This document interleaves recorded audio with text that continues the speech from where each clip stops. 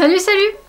Alors me voici de retour pour une nouvelle vidéo sur l'histoire de la mode, mais aujourd'hui pas de cours magistral, je vais juste vous partager quelques-unes de mes lectures qui m'ont servi pour faire notamment toutes mes autres vidéos sur l'histoire de la mode. Donc cette idée de vidéo m'a été suggérée par Gabriel, donc si tu passes par là, coucou, j'espère que ça te plaira.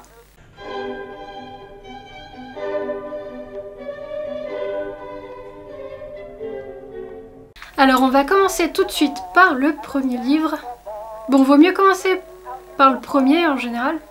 Alors ma sélection commence tout d'abord avec un livre sur Biba. Donc il s'agit de The Biba Years, qui décrit l'histoire de Biba de 1963 à 1975.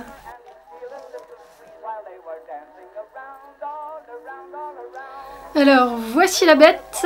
Il me semble que ce livre n'existe qu'en anglais, malheureusement. Donc dans ma sélection, je vais essayer de vous donner des livres en français dès que c'est possible.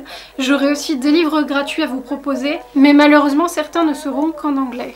Bon alors maintenant, vous vous demandez peut-être qu'est-ce que Biba en fait? Biba est une marque anglaise qui a été créée au tout début des années 60 par Barbara Ulanicki. Il s'agit en fait d'une illustratrice de mode qui dessinait pour des couturiers à l'époque et qui a décidé de lancer sa propre marque, donc Biba, qui était à l'époque un catalogue de mode par correspondance. Et son concept de pouvoir donner la mode à très bas prix à tout le monde dans le pays a fait une si grande impression qu'elle en a lancé une marque, une boutique de vêtements à Londres qui a cartonné jusqu'à devenir un concept store au tout début des années 70 dans lequel on pouvait manger, faire ses courses, se faire coiffer, se faire maquiller. Une des égéries de la marque hyper connue a été Twiggy. Donc ce livre est une vraie mine d'or si vous aimez l'inspiration de la mode victorienne et tout ce qui est années 60, donc ce qui est un peu mods en fait, et tout ce qui commence à faire ressentir la mode hippie à la fin des années 60, début 70, ce livre est pour vous. À l'intérieur, il y a énormément d'images qui sont vraiment inspirantes et qui vous donnent vraiment un aperçu de la mode londonienne à cette époque. Bon, faut quand même dire que c'était une mode assez alternative pour l'époque, avant que ça... Enfin, même si ça a connu quand même un énorme succès, c'est par exemple pas quelque chose qui s'est exporté à l'étranger. Alors, le deuxième livre, ce sera Le costume historique d'Albert Racinet, qui est un livre qui date de 1883. Donc moi j'en ai une réédition qui m'a été offerte par une amie. Et en fait, il s'agit du tout premier atlas historique qui a essayé de regrouper toutes les tendances dans l'histoire et à travers le monde. Donc il s'agit d'une entreprise vraiment gigantesque qui a été menée par un seul homme, et en plus il se trouve que cet homme était illustrateur. Donc ce livre en fait c'est essentiellement des planches illustrées avec quelques commentaires. Il faut juste prendre en compte que certains commentaires vont avec l'état d'esprit d'époque, donc ça peut choquer, mais au 19e siècle c'était tout à fait normal. Donc ça c'est vraiment une mine d'or pour mes vidéos sur l'histoire de la mode, puisqu'on a vraiment un état des lieux de la mode en France à toutes les époques, et pareil pour l'Europe et le monde. Alors ça fait partie des livres qui sont évidemment en français, et je vous en ai même trouvé une version gratuite sur internet, donc je vous mettrai tous les liens en barre d'infos. Alors n'hésitez pas à consulter la barre d'infos pour retrouver tous les liens des livres dont je vais parler. Alors maintenant, on va parler d'un livre qui m'a également servi pour les vidéos sur les corsets. D'ailleurs, je vous en parlais dedans, donc c'est par ici. Alors il s'agit du Corset à travers les âges d'Ernest Leoty, écrit en 1893. Alors là pour le coup c'est un livre que j'ai consulté gratuitement sur internet. Il existe en version moderne, vous pouvez aussi en trouver des antiquités sur internet. Assez cher d'ailleurs il me semble.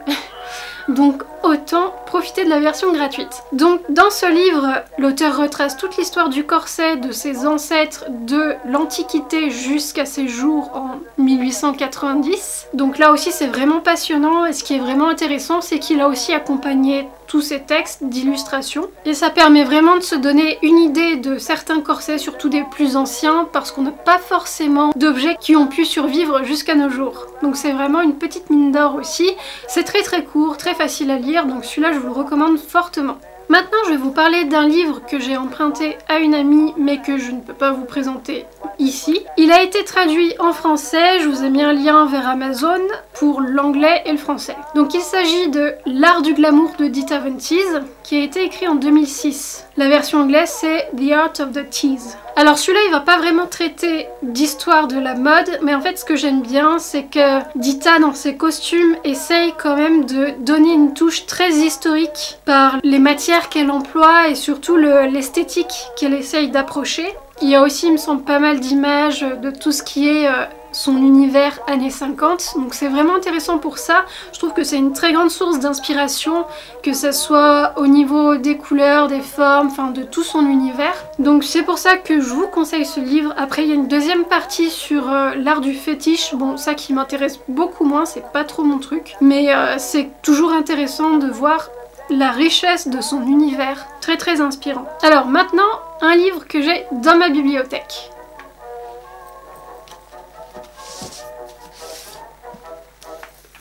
Il s'agit encore d'un livre de Dita Von Teese, donc ici c'est Your Beauty Mark. C'est un livre qui ne sera disponible qu'en anglais malheureusement, mais j'ai lu sur Amazon des commentaires de personnes qui disaient qu'elles souhaitaient se mettre à l'anglais et qu'elles ont réussi à le lire avec un petit traducteur à côté et que ça les a aidées à faire des progrès en anglais. Donc pourquoi pas. Alors pour celui-ci, c'est pareil, ça ne va pas traiter exactement d'histoire de la mode, mais elle donne énormément de bons conseils par rapport à la beauté des années 40-50. En fait, elle va vous présenter toutes ces idoles des années 30 aux années 50 à peu près, et elle va vous expliquer tout ce qui se faisait à l'époque ou tout ce qui était en vogue et ce qu'il ne faut absolument pas faire pour respecter les codes de cette époque. Donc ça c'est pareil aussi, c'est une vraie mine d'or, surtout qu'à l'intérieur elle vous explique énormément de techniques pour vous maquiller et pour vous coiffer. Les tutos coiffure sont vraiment bien. Voilà, c'est plus pour le côté pratique si vous voulez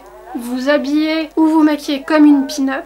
C'est vraiment un livre que je vous conseille. Alors maintenant, un livre un petit peu à part puisqu'il s'agit d'un roman.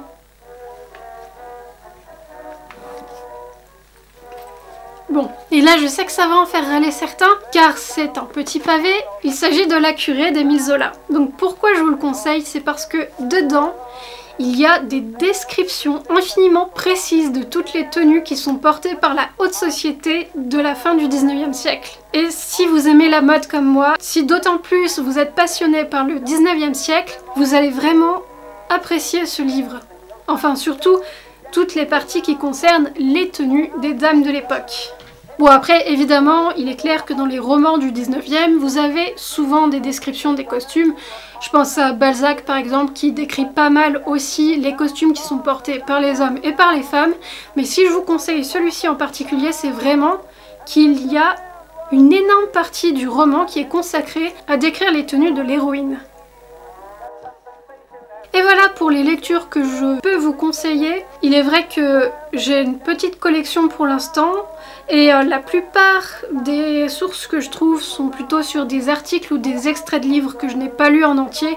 Donc vu que je ne les ai pas lus en entier, je ne peux pas vous les conseiller. Je voulais poursuivre par une autre source d'inspiration au niveau de l'histoire de la mode et aussi une source pour essayer de vérifier vos propos. Ce sont les gravures de mode. Alors vous ne le savez peut-être pas, mais les gravures de mode c'est quelque chose qui est très à la mode au 19e siècle. Alors bien sûr, il ne faut pas les confondre avec les caricatures de la fin du 18e qui avaient vraiment pour but de montrer à quel point le costume féminin était excessif.